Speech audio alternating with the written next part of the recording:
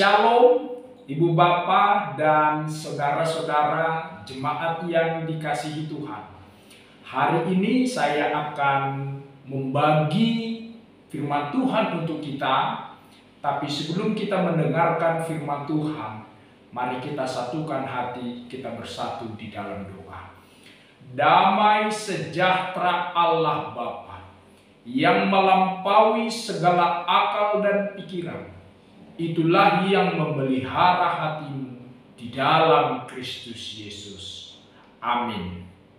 Firman Tuhan yang menjadi renungan hari ini tertulis di dalam Mazmur pasal 68 ayat 25 sampai 36. Demikianlah firman Tuhan.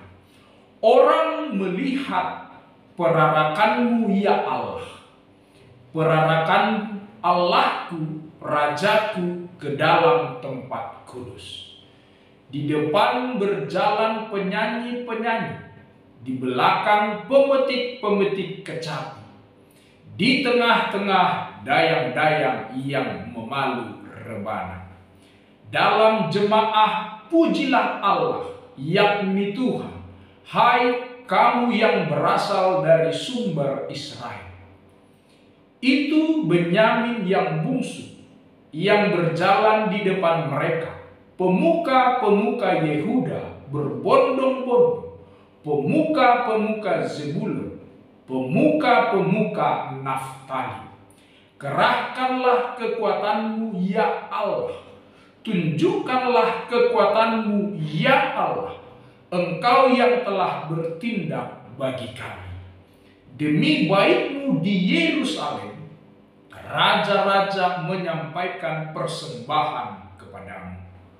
Hardiklah binatang-binatang di teberau, kawanan orang-orang kuat, penguasa-penguasa bangsa-bangsa.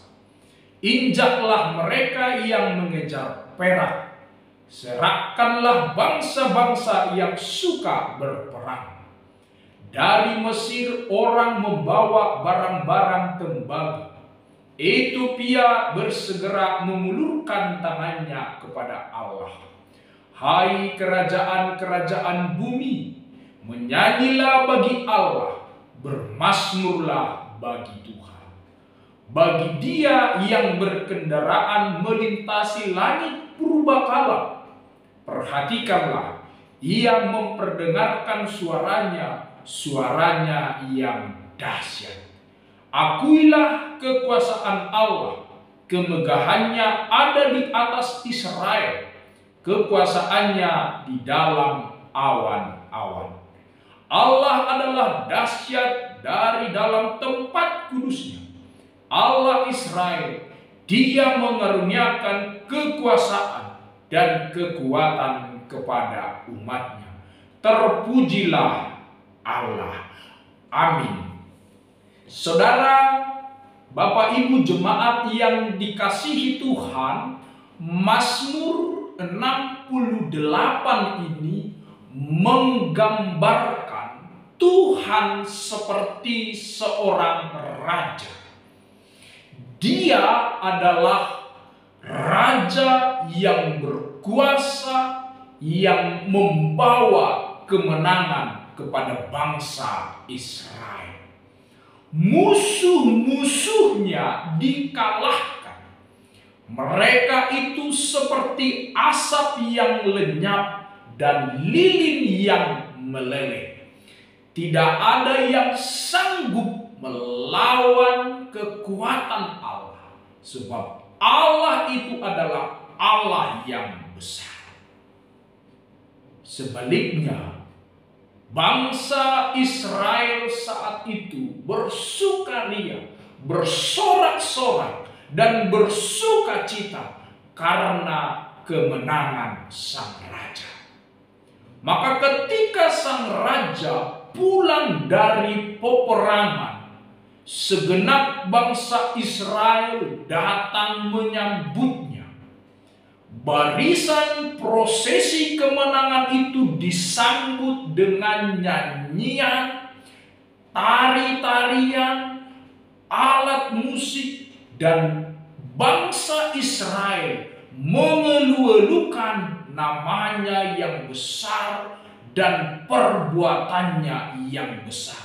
Sebab dia adalah raja yang berdaulat, hebat, berkuasa, yang membawa kemenangan kepada bangsa Israel, yang mengalahkan musuh-musuhnya dan melindungi bangsa Israel dari segala kehancuran dan kebinasaan. Dan saat itu terdengar juga seruan dari bangsa Israel yang menyambut prosesi kemenangan itu.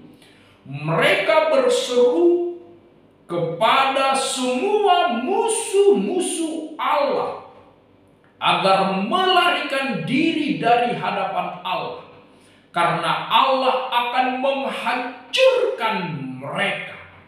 Mereka adalah orang-orang yang tidak di dalam kebenaran. Mereka tidak akan tahan ketika mereka menghadapi Allah yang besar.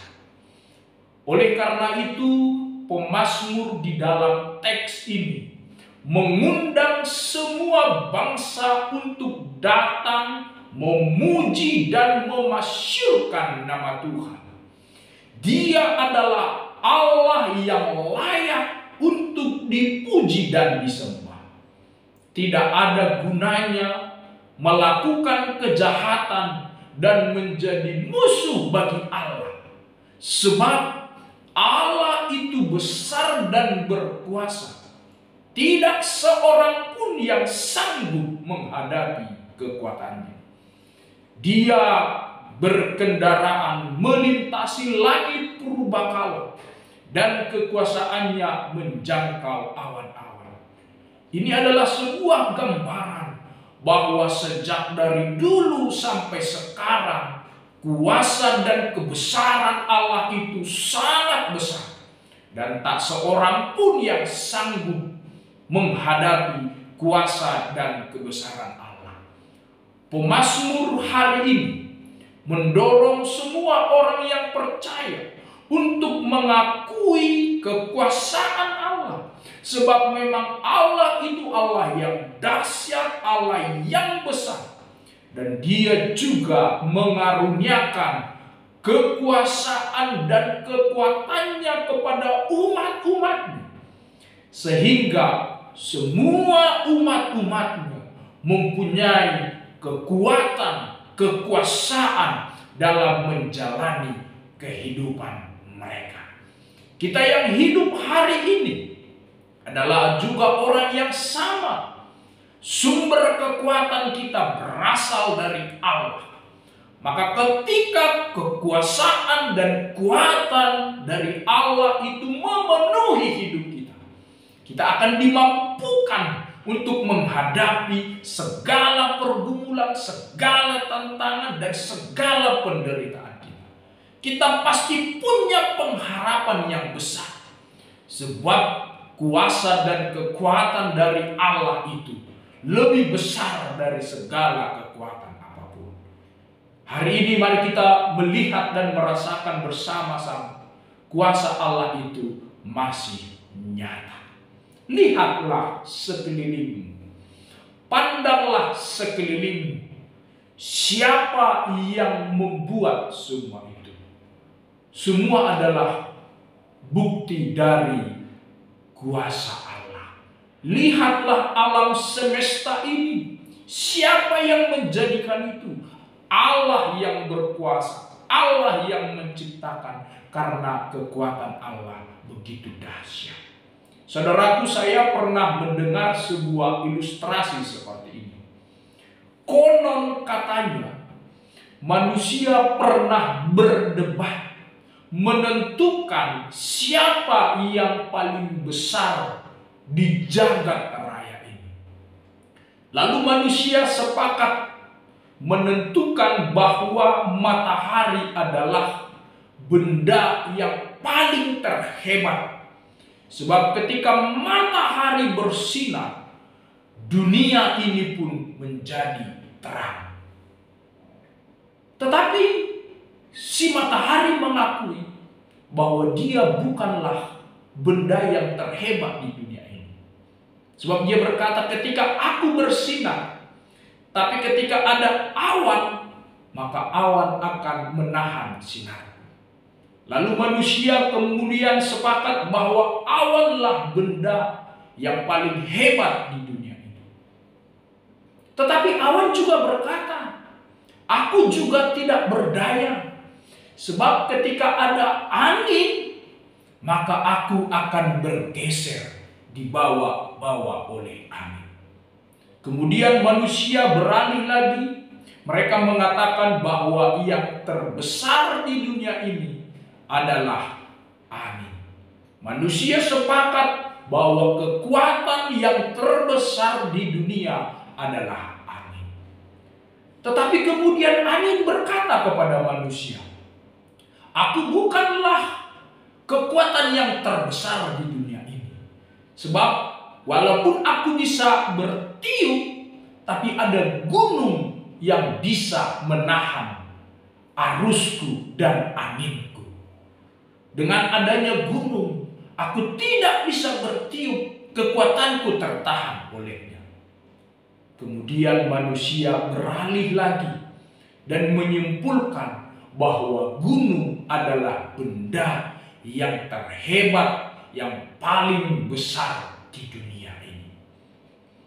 Sebelum manusia mengambil keputusan tentang gunung sebagai benda yang terhebat di dunia ini, kemudian gunung berkata lagi kepada manusia, bukan aku benda yang paling hebat di dunia ini.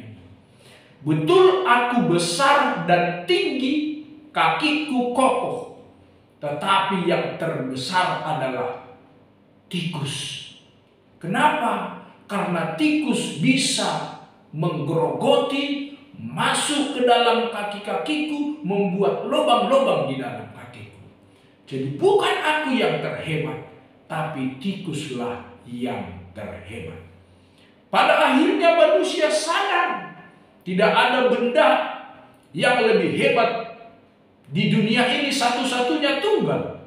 Manusia sadar bahwa Tuhanlah sumber kuasa dan kekuatan yang paling terhebat dan terbesar.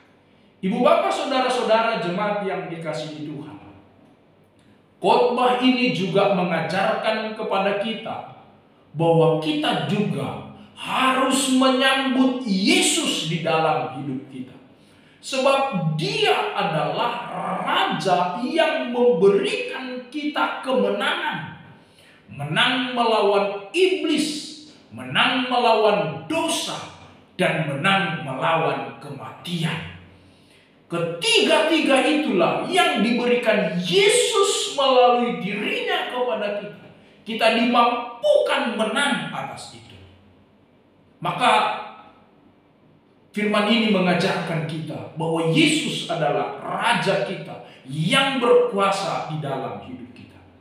Allah memberikan kemenangan pada kita. Semua adalah karena kuasa dan kebesaran Tuhan. Oleh sebab itu, saudara-saudara jemaat yang dikasihi Tuhan, marilah setiap saat mulut kita ini memuji dan memuliakan Allah. Dan hidup kita ini memperlihatkan keadilan, kebaikan, dan kebesaran Tuhan. Amin. Tuhan Yesus memberkati.